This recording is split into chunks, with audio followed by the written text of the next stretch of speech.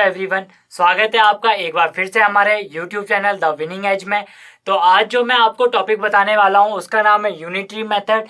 Unitary method जिसे हम हिंदी में एक नियम के नाम से भी जानते हैं।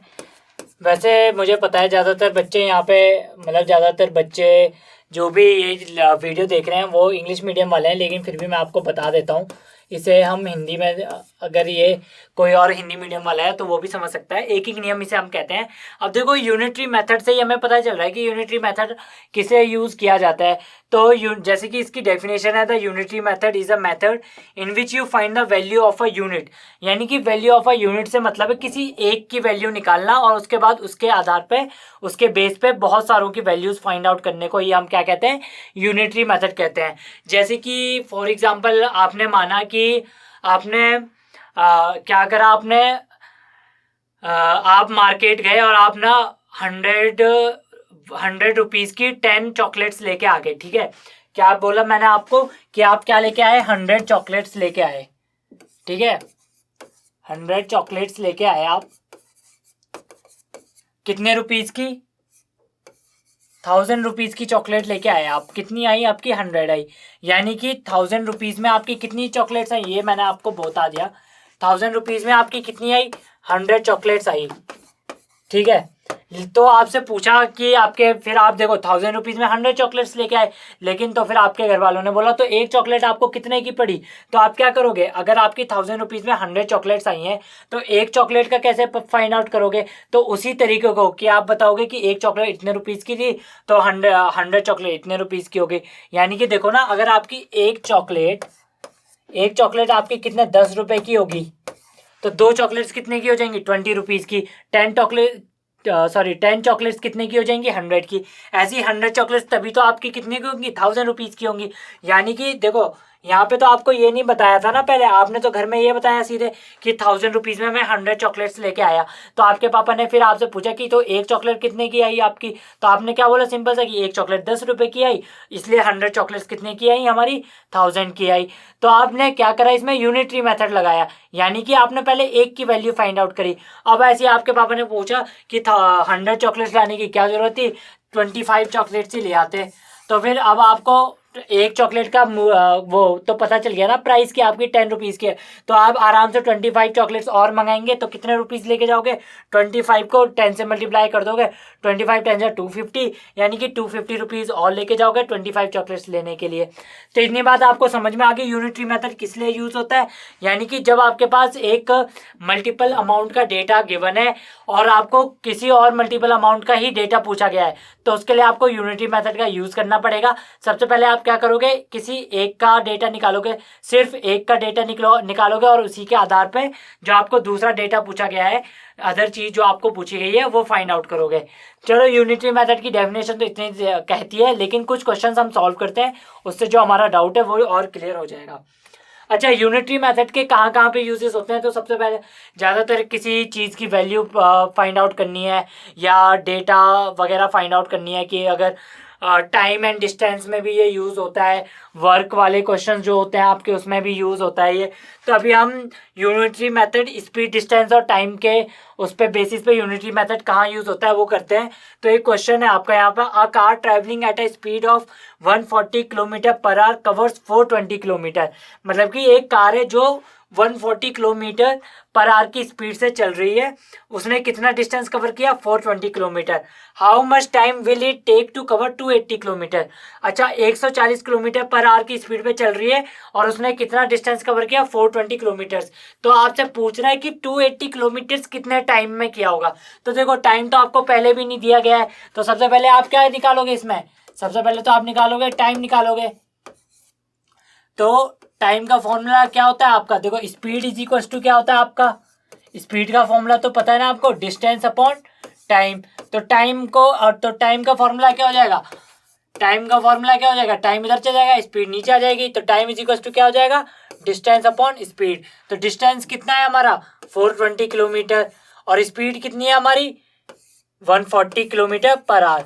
ठीक है, ये करोगे तो टाइम कितना हो जाएगा आपका यहाँ पे, टाइम इज इक्वल टू, देखो 0 से 0 तो कट हो जाएगा, 14 3 से कितना होता है, 3 आवर। यानी कि टाइम 420 किलोमीटर को कवर अप करने में कितना टाइम लग रहा है आपको? 3 आवर। कब? जब आपकी स्पीड कितनी है? 140 किलोमीटर पर आ रही है। तो उसके बाद आपसे पूछा गया है कि 140 किलोमीटर पर आवर की ही स्पीड में 280 किलोमीटर को कवर करने के लिए कितना टाइम लगा होगा। तो आप क्या करोगे? सबसे पहले आप क्या फाइंड आउट, देखो यहाँ पे तो मैंने टाइम निकाल दिया, तो मैं ये पहले टाइम को अलग से लिख देता हूँ। यहाँ पे टाइम हमारा क्या आया था? पहले वाले का टाइम हमने जब निकाला था तो हमारा क्या आया था? 3 आवर पहले टाइम आया था। अब मैं ये हटा रहा हूँ यहाँ से, ठीक है। तो अब देखो सबसे पहले क्या देगा, देखो जब हमने 420 किलोमीटर को ट्रेवल किया तो हमारा टाइम कितना लगा? हमारा 3 आवर का टाइम लगा। तो अब हमें क्या पता करना है? 280 किलोमीटर को ट्रेवल करेंगे तो कितने आवर का टाइम लगेगा। तो सबसे पहले हम क्या निकालेंगे? 1 किलोमीटर का निकालेंगे कि 1 किलोमीटर कितने घंटे या कितने टाइम में हम पहुंच सकते हैं। तो 1 किलोमीटर का क्या हो जाएगा? जब मैं 1 किलोमीटर का निकालूंगा तो क्या हो जाएगा? 3 अपॉन ये जो 420 है वो यहाँ पे नीचे चले जाएगा। सिंपल सा करना है, इतने आर। ये हमारी टर्म आर में ही चल रही है। तो देखो 420 किलोमीटर 3 घंटे में कवर किया, तो 1 किलोमीटर कितने घंटे में कवर करेगा? 3 अपॉन 420 घंटे में। तो और लास्ट में हमसे क्या पूछा गया है? 280 किलोमीटर्स का। तो 280 किलोमीटर्स कितने में कवर अप करेगा? एक में इतना करा था तो 280 कितने में करेगा? मल्टीप्लाइड बाय क्या कर देंगे? सिंपल सा 280 से मल्टीप्लाई कर देंगे। देखो ना मैंने क्या एग्जांपल दिया था, चलो एक और एग्जांपल देता हूं। देखो यहाँ पे सबसे पहले क्या है आपके पास, इसे चलो इसे छोड़ो, सबसे पहले मैंने आपको क्या बताया था? 100 टॉफी का एग्जांपल ले लेते हैं हम। 100 टॉफी आपकी कितने की आ रही है? 1000 रुपीज की, ठीक है, ये आपको है। तो आपसे पापा ने पूछा कि 50 टॉफियां कितने की आएंगी, तो आप कैसे पता करोगे कि 50 टॉफियां कितने की आएंगी? पहले आपको ये पता करना पड़ेगा ना कि एक टॉफी कितने की आएगी। तो एक टॉफी कितने की आएगी? तो यहां से क्या करोगे? 1000 को 100 से डिवाइड कर दोगे, 10 रुपीज। यानी कि आपकी एक टॉफी कितने की? देखो एक टॉफी आपकी 10 रुपीज की हुई, तभी तो 100 टॉफीज आपकी कितने की हुई? 1000 रुपीज की। सिमिलरली 50 टॉफी यहाँ का आपको पता करना था, तो आप क्या करोगे? अब आपको पता चल गया मेरी एक टॉफी 10 रुपए की थी, तो 50 में क्या 10 का मल्टीप्लाई कर दोगे, यानी कि मेरी 50 टॉफियाँ कितनी की आ जाएंगी? 500 रुपए की आ जाएगी। सिमिलरली हमने टाइम और डिस्टेंस वाले में भी यही लॉजिक लगाया। यहाँ पर भी यहाँ पे हमने क्या करा? सबसे पहले हमने क्या करा? पहले तो हमने टाइम निकाला क्योंकि हमें इसमें टाइम भी नहीं पता था। तो सबसे पहले हमने क्या करा? 420 किलोमीटर 420 किलोमीटर में कितने घंटे लग रहे हैं? 3 घंटे लग रहे हैं। तो 1 किलोमीटर में कितने घंटे लगेंगे? 3 अपॉन 420 डिवाइड करना था हमने। और उसके बाद फिर क्या करना था? 280 किलोमीटर में कितने लगेंगे? तो एक में इतना लगा है, मल्टीप्लाइड बाय 280 किलोमीटर। अब आप इसे सॉल्व कर दो तो कितना हो जाएगा? 14 3 जा 42 होता है, 14 2 जा 28 होता है। ये 0 0 यहाँ पे लगा दिया मैंने। फिर क्या हो जाएगा? 10 2 जा 20 हो जाएगा, 10 3 जा 30, 3 1 जा 3 1 जा। तो कितना बचा? 2 बचा। यानी कि 280 किलोमीटर ट्रेवल करने में उसे कितने घंटे लगेंगे? मात्र 2 घंटे लगेंगे। इतनी बात समझ में आ गई आपको? कैसे करा हमने इसे? सबसे पहले तो आपको फाइंड आउट क्या करा हमने? सबसे पहले तो हमने टाइम ही निकाला क्योंकि इसमें हमें टाइम नहीं पता था। उसके बाद हमने क्या करा? उसके बाद हमने 1 किलोमीटर का टाइम निकाला कि 1 किलोमीटर कितने घंटे में पहुंचेगी। तो वो हमारा निकला था 3 अपॉन 420 डिवाइड कर देते हैं हम, ठीक है। उसके बाद 1 घंटे का हमें पता चल गया। अब मुझसे 280 का पूछा, अगर यहाँ पे मुझसे कितने का पूछता? 20 का पूछता तो मैं इसको क्या करता? 20 से मल्टीप्लाई कर देता। कितने का भी पूछता मैं उसे बस 1 घंटे का जो मेरा टाइम निकला था उससे मल्टीप्लाई कर देता और वो हमारा क्या आ जाता? आंसर आ जाता। इतनी बात समझ में आ गई आपको? चलो एक और डाउट हम ले लेते हैं।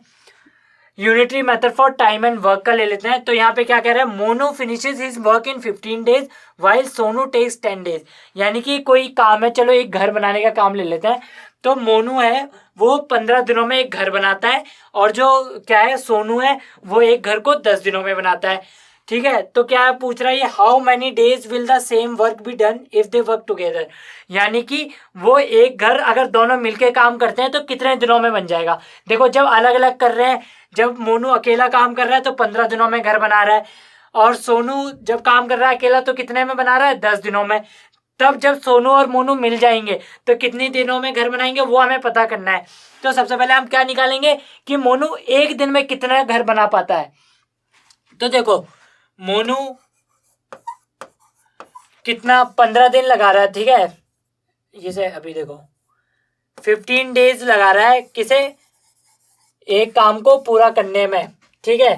तो 1 डे में कितना करेगा, वो कितना काम कर लेगा, 1/15, यानी कि सिर्फ दीवारें ही खड़ी कर पाएगा एक दिन में, तो पूरा घर तो बनाया नहीं पाएगा ना। देखो 15 दिन में अगर पूरा घर बन रहा है तो एक दिन में कितना बन पाएगा, या तो सिर्फ दीवारें ही लग सकती हैं या बस गड्ढे ही खोद पाएगा। तो एक दिन में कितना काम कर पाएगा वो, 1/15 वर्क, ठीक है। ये तो किसका हो गया, मोनू का केस हो गया। अब हम सोनू की बात करते हैं। तो 15 सोनू क्या कर रहा है, 10 डेज में कितना काम कर ले रहा है, पूरा 1 कंप्लीट हाउस का। तो ये 1 डे में कितना काम करता होगा, 1/10, यानी कि इसका पूरे घर का 1/10 पार्ट ही कंप्लीट करवाता होगा। या तो ये भी सिर्फ क्या कर पाता होगा, दीवारें खड़ी कर पाता होगा। तो अब देखो एक दिन का इसका भी काम निकल गया। अब हमें क्या करना है, how many days will the same work be done if they work together. अब क्या करना है, अगर ये दोनों साथ में काम करते हैं तो कितने दिनों में घर बन जाएगा। तो क्या करेंगे हम, इनका दोनों का जो 1 डे और 1 डे का हमने यहाँ पे निकाला, इसे क्या कर देंगे, आपस में ऐड कर देंगे। टुगेदर का मतलब क्या है, सोनू और मोनू के काम को क्या कर देंगे, ऐड कर देंगे। तो 1/15 मोनू का था, प्लस क्या कर दूंगा 1/10 सोनू का, एक एक दिनों का काम।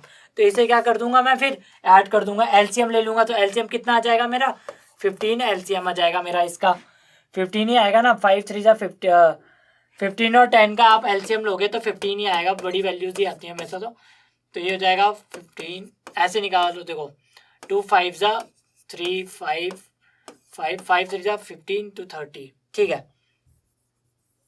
तो आपका ये एलसीएम आ गया यहाँ पे। तो अब ये करोगे आप तो कितना हो जाएगा, 1 हो जाएगा यहाँ पे, और सॉरी ये 30 आएगा आपका, इसका एलसीएम ना गलत लिख दिया मैंने यहाँ पे। 10 और 15 का आप यहाँ पे एलसीएम फाइंड आउट करोगे तो कितना आ जाएगा, ये 30 आएगा मेरे हिसाब से। 2 5 जा 10, ये 15 ही आएगा, फिर ये 3 से जाएगा 5, और ये हो जाएगा 3 5 जा 5 5 3 जा 15 2 से 30, हाँ 30 आएगा। तो ये क्या हो जाएगा, 15 2 से 30, 2 1 जा 2, 10 3 जा 3। तो ये कितना हो जाएगा, 3 और 2 5 प्लस 30, यानी कि 1/6। ये 1/6 में पूरा कर देंगे, यानी कि इसका रेसिप्रोकल कर दोगे तो आपका 6 डेज आंसर आ जाएगा। इतनी बात समझ में आ गई आपको। अच्छा अब देखो यहाँ पे थोड़ा सा कंफ्यूजन, एलसीएम मैंने निकाल दिया था, थोड़ा सा यहाँ पे आप इसमें थोड़ा सा कंफ्यूजन हो गया था। मैं यहाँ पे एक बार फिर से बता देता हूँ आपको कि देखो सबसे पहले हमने क्या करा, दोनों का हमें पता था कि मोनू जो हमारा था 15 दिन में पूरा काम कर रहा था, सोनू 10 दिन में पूरा काम कर रहा था। हमने सबसे पहले क्या करा, दोनों का एक एक दिन का काम निकाला, दोनों को आपस में क्या कर दिया, ऐड कर दिया। तो हमारा निकल के क्या आया, 1/6 आया। अब 1/6 क्या आया हमारा, कि 1/6 एक दिन में काम करा उन्होंने। तो जब एक दिन में वो मिलके काम करेंगे तो 1/6 वर्क कर पाएंगे।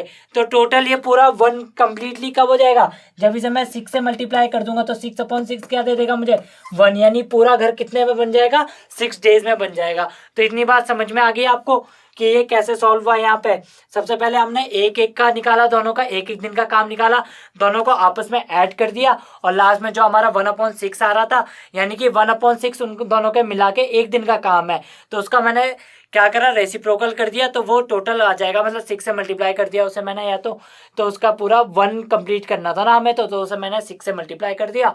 तो उसे 1 कंप्लीट करने के लिए उसके ही रेसिप्रोकल से मल्टीप्लाई करते हैं हम, तो वो 6 डेज उसका आंसर आ गया। अच्छा एक और क्वेश्चन हम देख लेते हैं यहाँ पे, 12 workers finish a job in 20 hours, यानी कि 12 वर्कर्स जो हमारे हैं, 12 वर्कर्स कितनी देर में काम कर रहे हैं, 20 आवर्स में काम करके दे रहे हैं। फिर क्या पूछा इसने, how many workers will be required to finish the same work in 15 hours, यानी कि 15 आवर्स में ही काम को निपटाना है तो कितने वर्कर्स की जरूरत पड़ेगी हमें। अब देखो यहाँ पे क्या कह रहा है, 20 आवर्स के लिए तो हमें कितने की जरूरत पड़ी थी, 12 की। अब हमसे क्या पूछा है, 15 आवर्स के लिए कितने की जरूरत पड़ेगी, ये पूछा गया है। तो सबसे पहले हम क्या निकालेंगे, 1 आवर का निकालेंगे। तो 1 आवर के लिए हमें कितने की जरूरत पड़ेगी, क्या हो जाएगा, 12/20। तो उसके बाद क्या करेंगे हम, 15 आवर की पूछा गया है, तो 15 आवर में क्या हो जाएगा, 1 आवर में 12/20 था, तो 15 आवर का क्या हो जाएगा, 12/20 मल्टीप्लाइड बाय 15। ये 5 से कट हो जाएगा, 5 3 जा 15, 5 4 जा 20, 4 1 जा 4, 4 3 जा 12, 3 और 3 बचेगा। तो 15 आवर का क्या आ जाएगा यहाँ पे, 9 पीपल, वर्कर्स। क्या आ जाएगा आपका 9 वर्कर्स। देखो इसमें भी हमने सबसे पहले क्या करा, 20 आवर में काम खत्म कर रहे थे, 12 लोग कर रहे थे। फिर हमें क्या करना था, 15 आवर में ही काम खत्म करवाना था, तो हमें कितने लोगों की जरूरत पड़ती ये फाइंड आउट करना था। तो हमने सबसे पहले क्या निकाला, 1 घंटे में कितने लोग काम कर सकते हैं, तो 1 घंटे में ही कितने लोग काम को निपटा देंगे, तो 12/20 ये निकला था हमारे, इतने वर्कर्स निपटा सकते हैं। उसको हमने क्या करा, जब एक की वैल्यू निकाल दी, उसके बाद हमें 15 उसके क्या बोलते हैं 15 आवर्स की वैल्यू निकालनी थी, तो 15 आवर्स को हमने इससे मल्टीप्लाई करा, तो ये हमारा 9 वर्कर्स इसका आंसर आ गया। ठीक है, 15 आवर्स की वैल्यू हमने मतलब 15 घंटे में 9 वर्कर्स हमारे काम को कंप्लीट कर सकते हैं। एक और क्वेश्चन हम यहाँ पे देख लेते हैं। If the annual rent of a flat is ₹3,600 यानी एनुअल इनकम, और calculate the rent of 7 months. तो सबसे पहले मंथ्स की बात करिए, तो हम एनुअल इनकम भी मंथ्स में ले लेते हैं। 12 मंथ्स में कितने रुपीस दे रहे हैं हमारे, 12 मंथ्स के रेंट कितना लग रहा है हमारा 3600 रुपीज। ठीक है, तो सबसे पहले हमें क्या 7 मंथ्स का फाइंड आउट करना है, तो सबसे पहले हम क्या करेंगे 1 मंथ का फाइंड आउट करेंगे। 1 मंथ का कितना किराया लगेगा, क्या हो जाएगा, सिंपली 3600 डिवाइडेड बाय 12 हो जाएगा। तो 7 मंथ का कितना लगेगा हमारा, कुछ नहीं करना है, इसमें हमें क्या कर देना 3600 जो हमारा 1 महीने का किराया लग रहा था उसमें 7 को मल्टीप्लाई कर देंगे। अब क्या होता है 12 1 12, 12 3 36 होता है, 2 जीरो ये आ जाएंगे, और इसका मल्टीप्लाई करोगे तो कितना आ जाएगा ₹2100, यानी 2100 रुपये आपका 7 महीने का किराया हुआ। सबसे पहले क्या करा हमने, 12 महीने का किराया हमें पता था, एनुअल इनकम यानी एनुअल रेंट यानी 1 साल का, और 1 साल में हमें पता है कि 12 महीने होते हैं, तो 12 महीने का किराया हमारा 3600 रुपये जा रहा था। तो 1 मंथ का कितना जाएगा 36 डिवाइडेड बाय 12। यहाँ पे भी आप सॉल्व कर सकते थे इसे पूरा, ये 300 ही आता है यहाँ पे भी। उसके बाद 300 रुपीज हमारा 1 मंथ का जा रहा था, तो 7 मंथ का क्या हो जाएगा 300 मल्टीप्लाइड बाय 7। सिंपल सा आंसर था 2100, इसका आंसर आ गया। अच्छा नेक्स्ट क्वेश्चन एक और हम देख लेते हैं। If 5 cars can carry 325 people, find out the total number of peoples which 8 cars can carry. यानी कि अगर 5 कार कितने लोगों को ले जा सकती है, 325 लोगों को, 325 लोगों को ले जा सकती है। तो हमें 8 कार्स का पता करना है, तो सबसे पहले हम क्या करेंगे, 1 कार का पता करेंगे। तो 1 कार कितने लोगों को ले जा पाएगी 320 डिवाइडेड बाय 5। इसको मैं यहीं पे सॉल्व कर देता हूँ, 5 6 30, 5 3 15। ठीक है, तो ये 63, 1 कार कितने लोगों को ले जा सकती है 63 लोगों को। लॉजिकली तो ये पॉसिबल नहीं है, एक बस की बात भी हो सकती है यहाँ पे, खैर कोई नहीं। तो 1 कार यहाँ पे कितने लोगों को ले जा रही है, 1 कार आएगा, ये कार्स नहीं आएगा। 1 कार कितने 63 को, तो इससे हमसे क्या पूछा 8 कार्स का पूछा गया। तो 8 कार्स कितने लोगों को ले जा लेगी 63 मल्टीप्लाइड बाय 8। तो ये क्या हो जाएगा 8 या 8 3 24 कैरी 2 आ जाएगा, 8 6 48 और 2 कितना होता है 50, यानी कि 504 लोगों को ले जा लेगी। इतनी बात समझ में आ गई आपको। ये हमारा आज का यूनिटरी मेथड का टॉपिक खत्म होता है। उम्मीद है आपको समझ में आया होगा। Thank you so much.